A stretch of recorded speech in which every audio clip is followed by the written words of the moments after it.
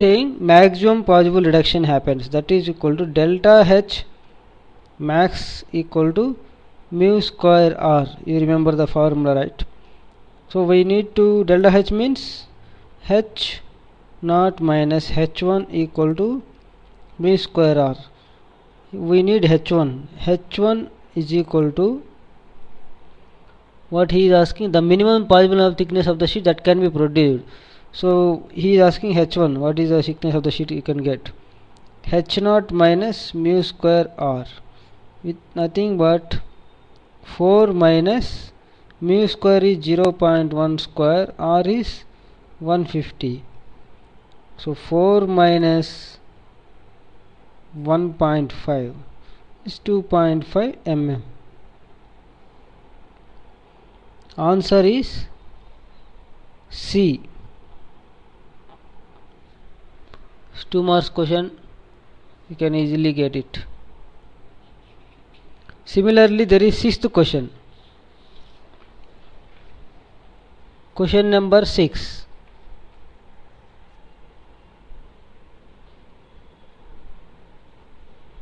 Gate 2007, 2 marks again. So the thickness of the metallic sheet is reduced from an initial thickness. So initial thickness H0 equal to 16 mm to final thickness H1 is 10 mm in one single pass rolling with a pair of cylindrical rollers, each of diameter.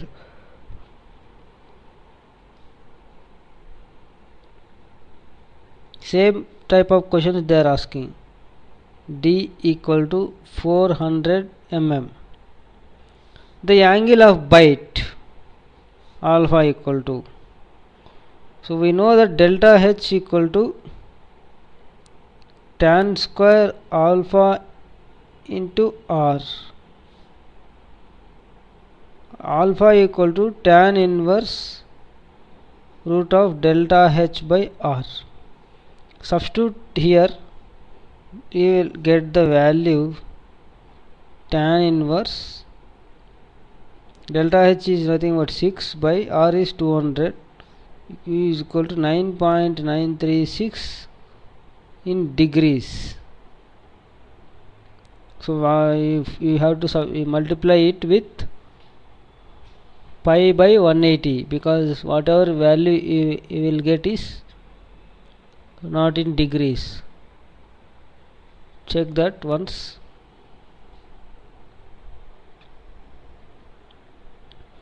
So this is about rolling. Next topic is drawing.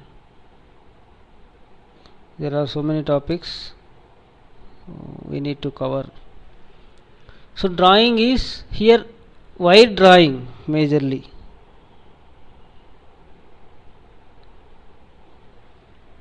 So wire drawing is a forming process in which large number of rods be converted into wires, producing thin wires from the rods is called wire drawing process.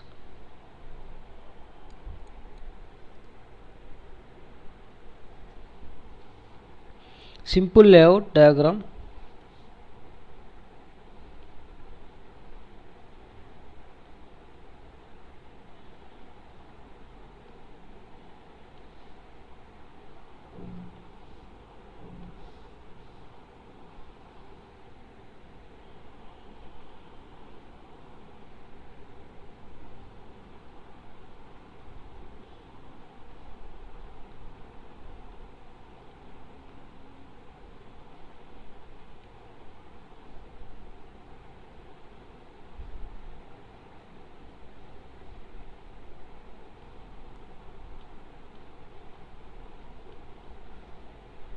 So this is a die. It's not coming perfectly.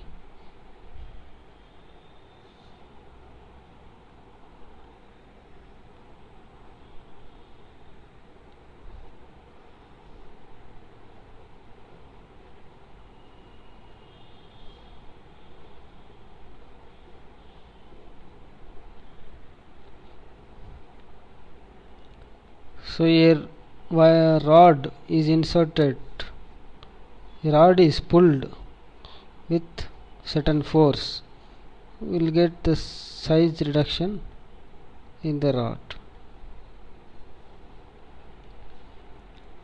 So d0 is initial diameter of the rod, d1 is final diameter. So there are two angles here, one is this one, another one is here. So first angle is called die angle.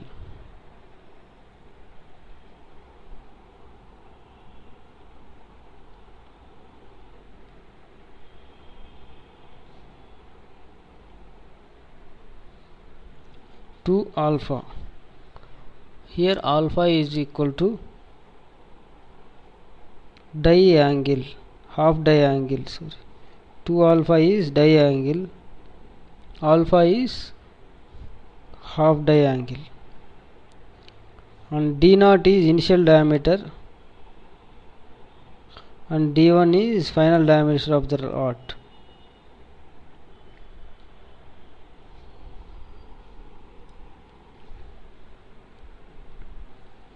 So if you look at this area, this zone is called zone 1, this is zone 2, this region is zone 3 and this one is zone 4. So first zone 1, what is zone 1?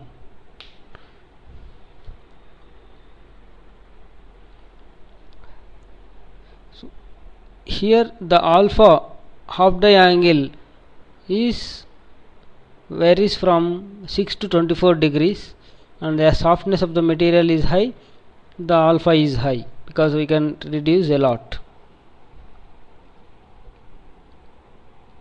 Zone 1, zone 1 is called deformation zone, sorry, lubrication zone.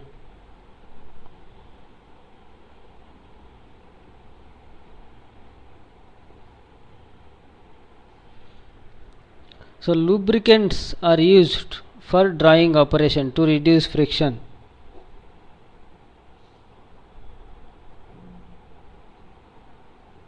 Lubricants are used to reduce friction between rod and die.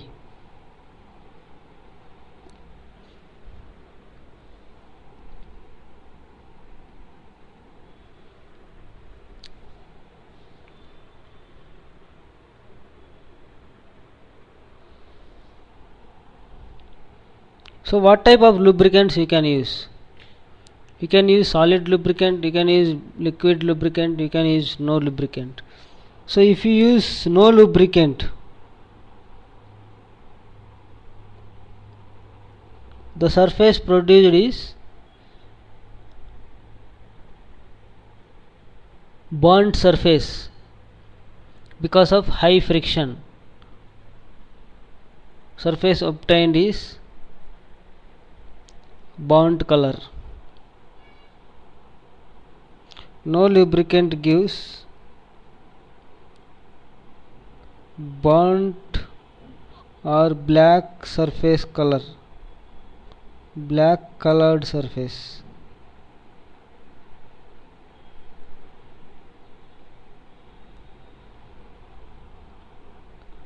Liquid lubricant, vegetable oils,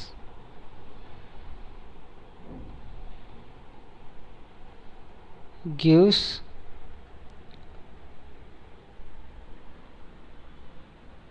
dull surface.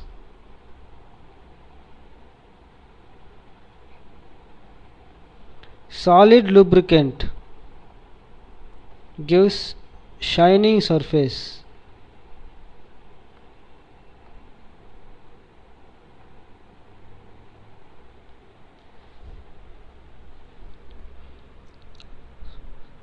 depending upon our objective of the rolling and what you need to produce, what type of steel rods you need to produce, based upon that we need to use lubricant. Generally we go for liquid or solid lubricants. So solid lubricants examples are graphite or glass or powder, glass powder or graphite. Graphite generally costly, so go for glass powder. Liquid lubricants are vegetable oils. Zone 2.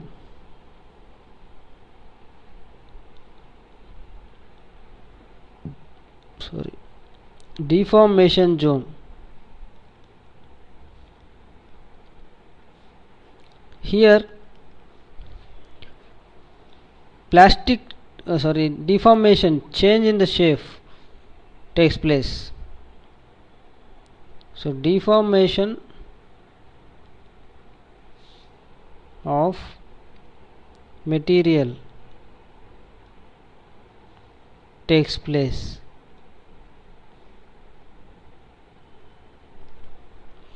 So deformation is from D0 to D1, size reduction.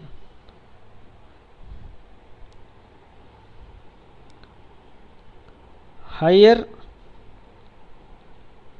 the diangle,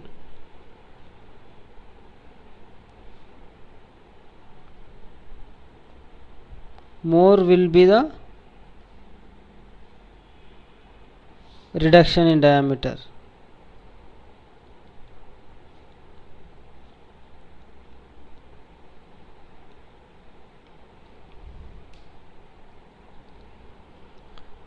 So next, zone 3 is sizing zone.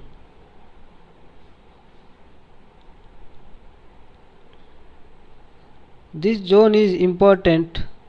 The length of the zone is all here. Plastic deformation takes place, especially plastic deformation means like elastic to plastic, final diameter, permanent deformation takes place. Conversion of elastic recovery into plastic deformation.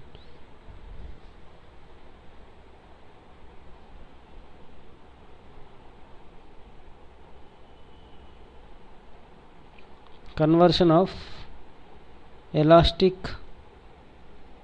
recovery into plastic deformation. So what is elastic recovery here? So for example, if you are applying a load on a steel metal piece, it bends after some because if you apply load more than yield stress, applying load more and more and release it, apply load less than the ultimate point, ultimate stress, and release it, some part of the deformation comes back. That is called elastic recovery, and it bends and it comes back as part of the recovery. It recovers some of the deformation. That is called elastic recovery. Whatever the deformation, final deformation is plastic deformation. So that elastic recovery, if the rod suddenly exits, again it may increase the diameter of the size. So to avoid that, the length of the sizing zone has to be bit more. So it takes time such that it converts total elastic recovery into plastic deformation.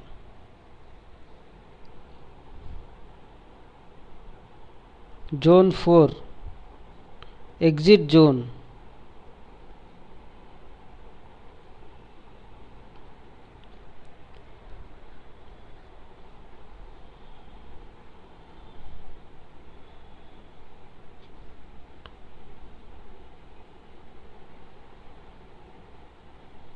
To provide easy exit, it's not much important. So drawing load, because in drawing you need to pull the material, the rod. Drawing load, how much force you need required. Drawing force or drawing load equal to stress, yield stress into area A1, final area. A1 equal to pi by 4 d1 square. Sigma y is yield stress. This is ideal formula. Sometimes you need to, he will give that drawing stress also, or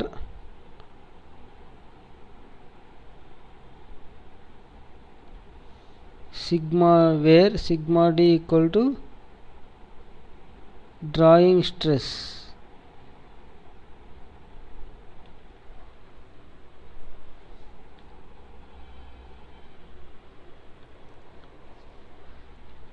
This is about drawing.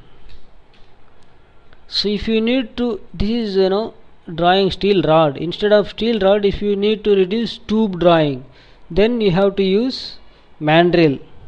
Note point. Note.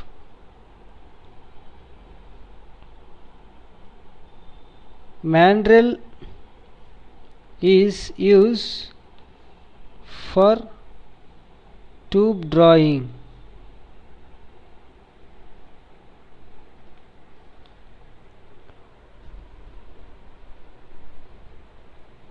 So here also again different types of mandrels are there based upon the depend requirement. If you need to reduce inside diameter also, you can use conical mandrel, and if you want to reduce only outside diameter of the rod, or it is a pipe, then it is cylindrical mandrel is fine. Next is extrusion.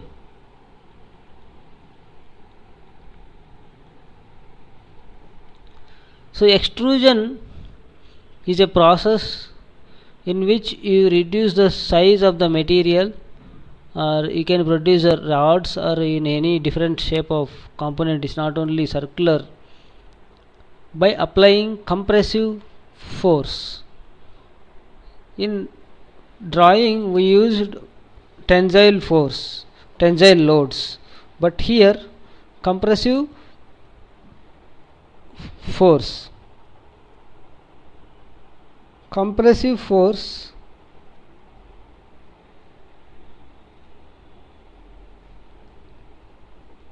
is used to reduce the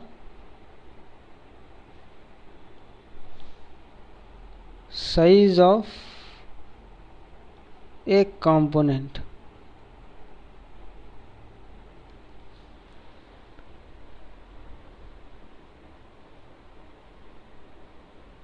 You need to apply a load. For example, there are different methods here: forward extrusion, backward extrusion, hydrostatic extrusion, impact extrusion. So take the forward extrusion example.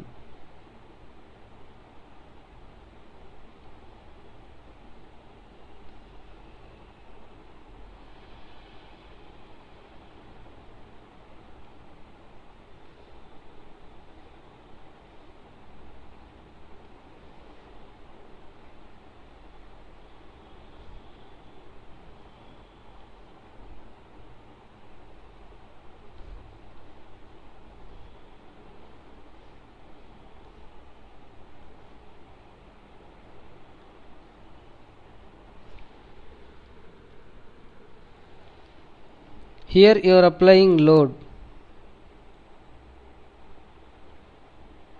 force applied.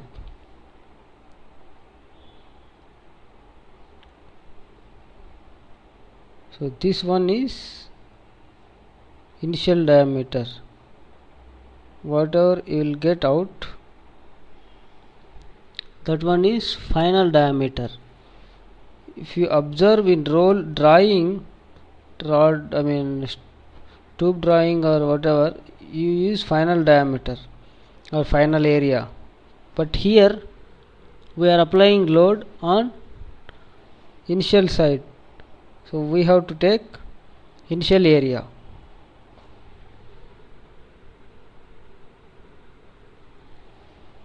So this one is die.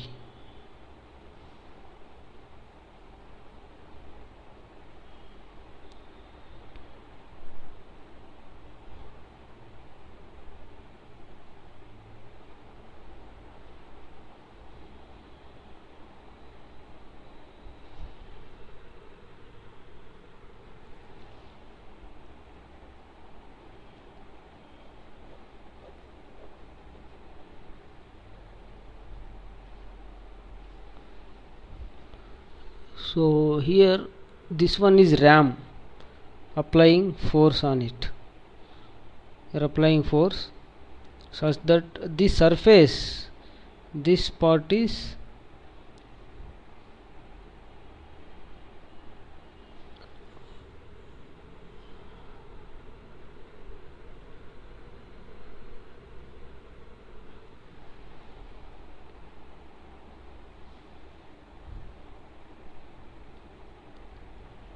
die, and inside it is called billet, not bullet, it is billet. Billet is in or raw material. Keep there inside and apply load one side. So because the surface of the billet and surface of the die both are in continuous contact, because why the billet is moving, the it has to be contact, the friction is high in forward extrusion. That's a drawback. First extrusion method is forward extrusion.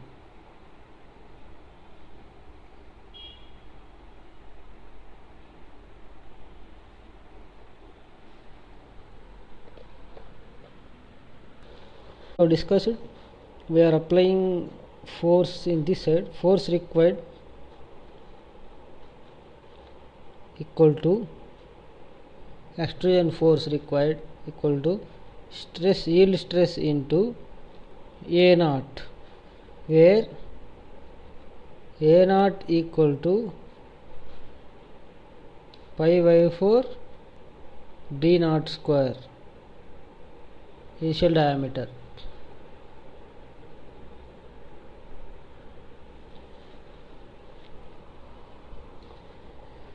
So limitation of forward extrusion is frictional force is high.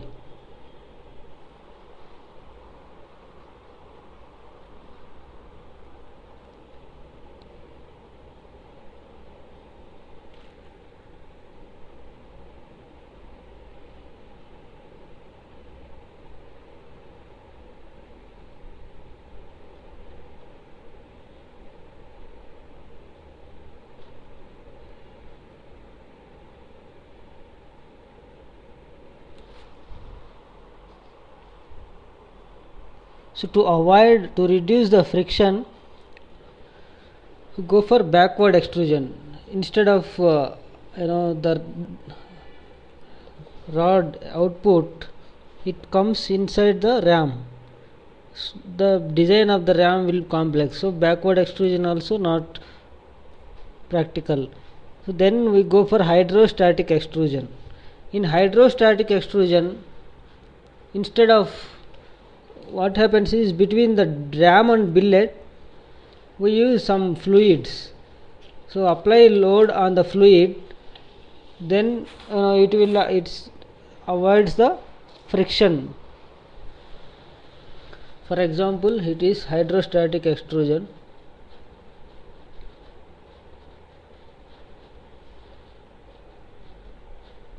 To avoid the friction between the billet and the die, to avoid friction between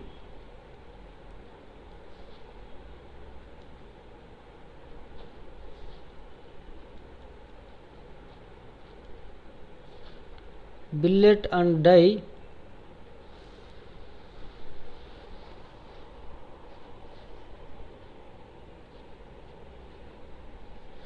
use fluid.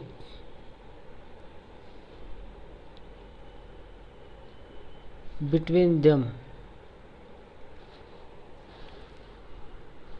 some layout diagram, simple layout diagram.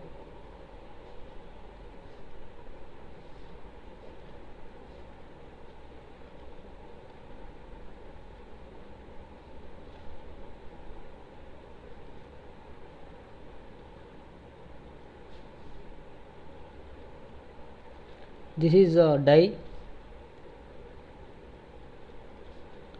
and this one is as usual RAM,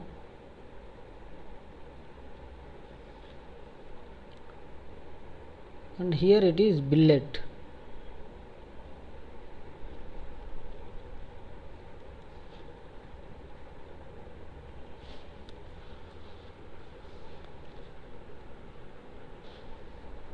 So this we are applying load here is D0, this one is D1. So there is no contact between the billet and the die. This is die and this part is billet. As the die comes closer to the RAM, comes closer to the billet, then the billet starts coming out. This is a mechanism. Here friction will be completely avoided.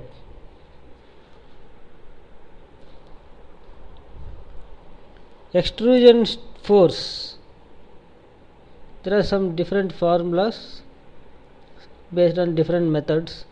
Equal to sigma y into A naught is 1, or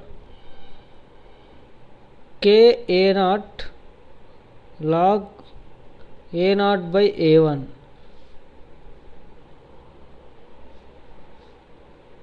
Extrusion force F equal to K is extrusion constant.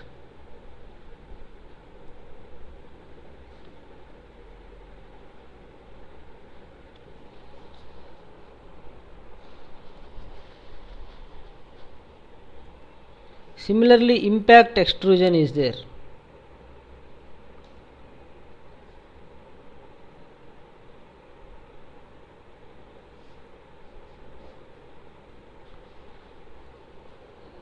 So in impact extrusion, especially it is used by suddenly applying load, falling a load from certain height, impact loads.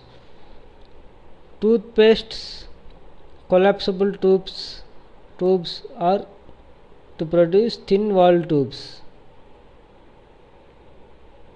To manufacture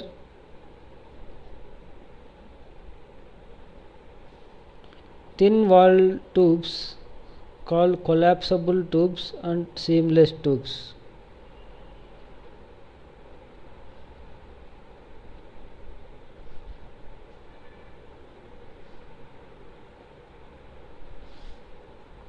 Collapsible tubes and seamless tubes. Impact extrusion is used.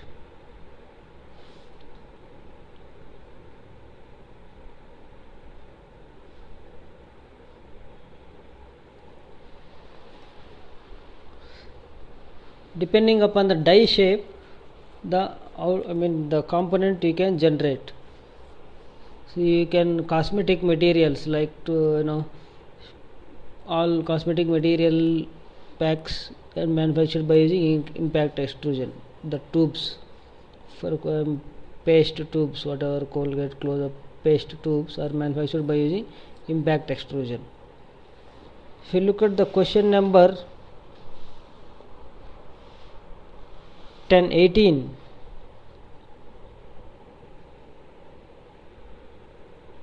question number 18, 2 marks question, GATE 2003. A brass billet is to be extruded from the initial diameter of 100 mm, initial diameter D0 equal to 100 mm, final diameter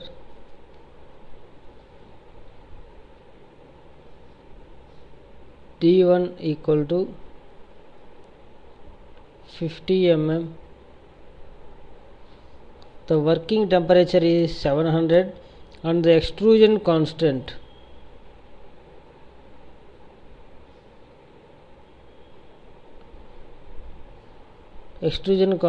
K equal to 250 MPE. You look at the units similar to the stress.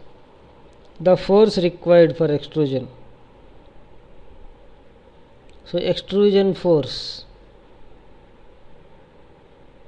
equal to K A naught log A naught by A1.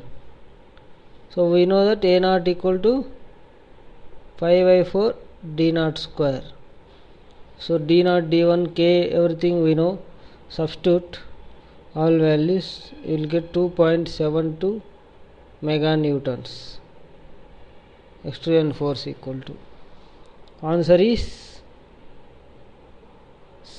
B.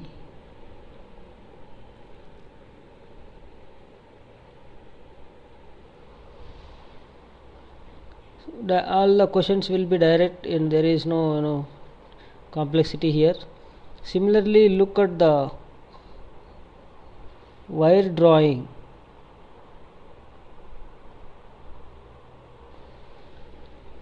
Question number 10.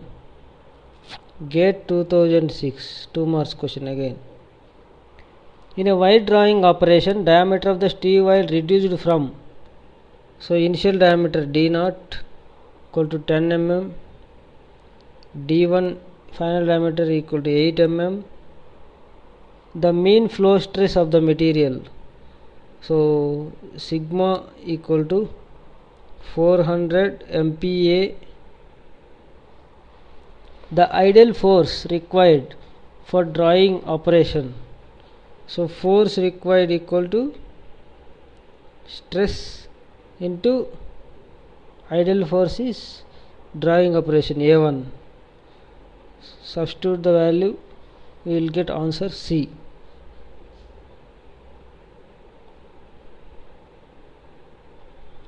Nearest answer.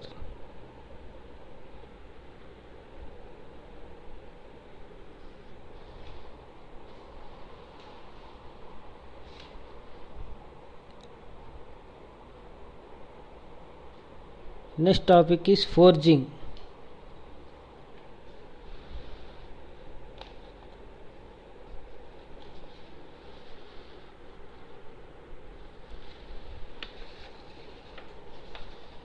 Forging is forming process.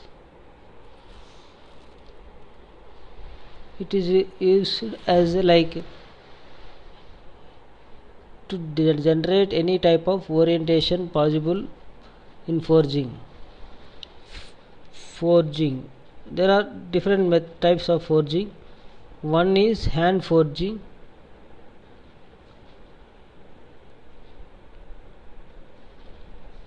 Used for small components, small and simple components.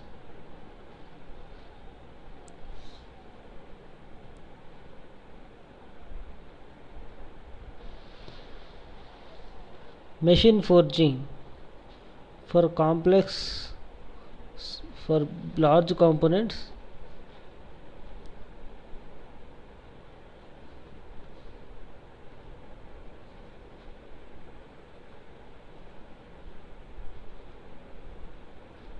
Machine forging is used.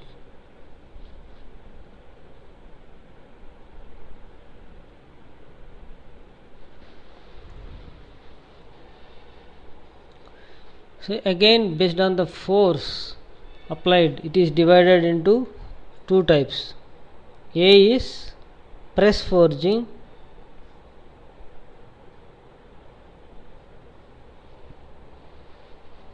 force is applied continuously here.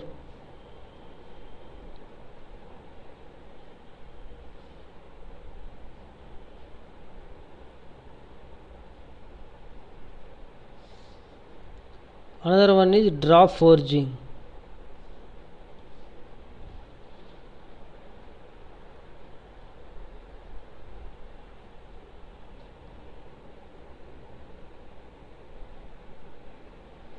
Force is applied at instantly, at one instant, instead of continuous force. Here we have drop from certain height. Again, based on, there are another two operations, like another one is open die forging,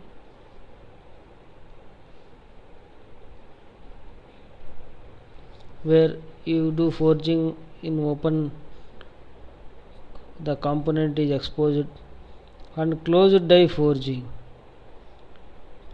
keep the component in a die and in a closed enclosure and apply the force.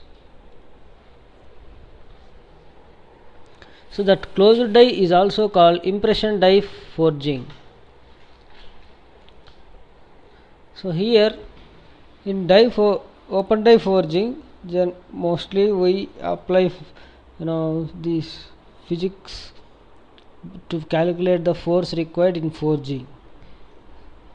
This is all, the formula which we are using is simplistic form. It's ideal formula, because force, as you apply the forging, if you are if you want to reduce the diameter, or if you want to reduce the height, the force gradually you have to increase such that it gradually changes diameter. As the force varies, the diameter changes. So because the variation is non-linear, and it is inversely proportional also, that's why we, instead of taking force at different conditions, we take average force.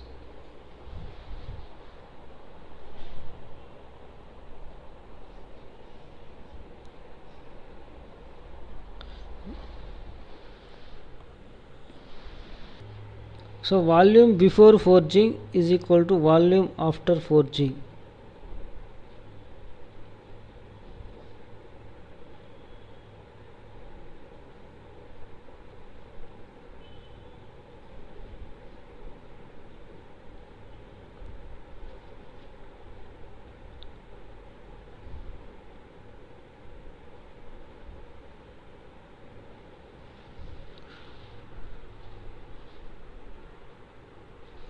If you take an example of a die,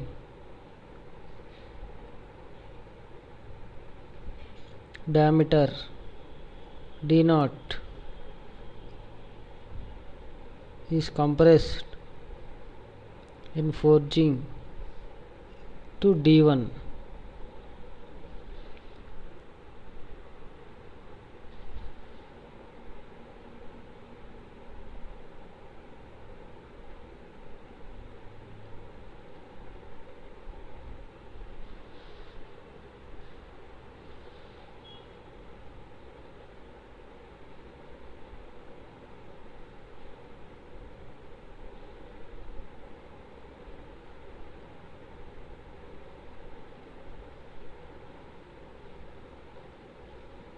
This is initial height, this is final height after forging operation. It won't be uniformly compressed properly, so consider it as ideal one, like it compressed uniformly. Otherwise calculations will be complex, three-dimensional if you assume, calculations will be complex. So volume equal to pi by 4 d0 square into h equal to pi by 4 d1 square into h2. D1 or final diameter is equal to d0 into h, d1 equal to h1 by h2. Simple.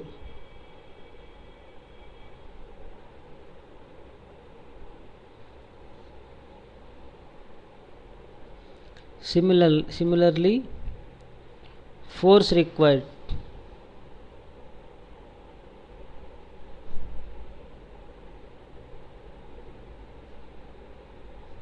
in forging operation.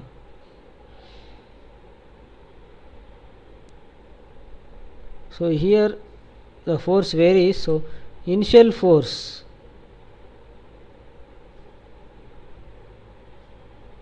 equal to F naught equal to sigma y into A naught. Final force F1 equal to sigma y A1. Average force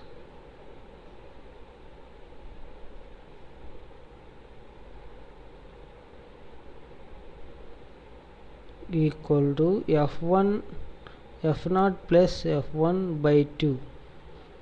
Simple. This is the simplest way of calculation, but there are some different other formulas also for calculating the force, but generally you can use this. Work done equal to force into displacement. So F average into displacement is H1 minus H2.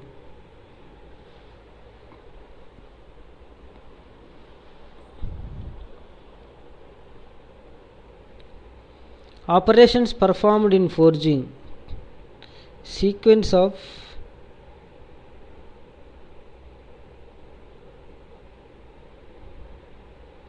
operations performed in forging. So what are the operations which we perform in forging? First one is fullering. So fullering is nothing but distributing the material from center to outwards non-uniformly, just pulling. Fullering is nothing but instead of pulling we are forging such that it can expand. So distributing the material from center to outwards non-uniformly by reducing the cross section. Fullering. Next step is drawing, reducing the diameter with uniformly. Upsetting, increasing the diameter by reducing the height.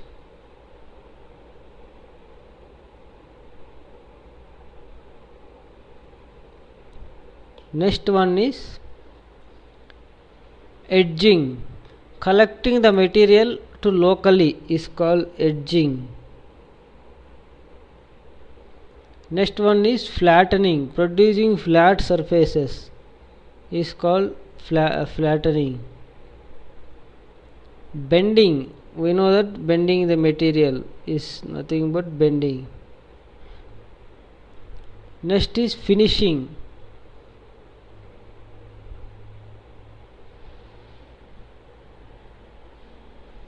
Removing the any defects. Finishing.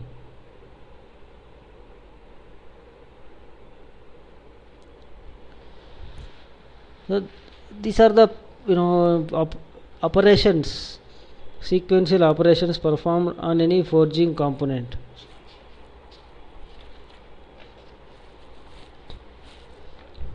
This is about forging.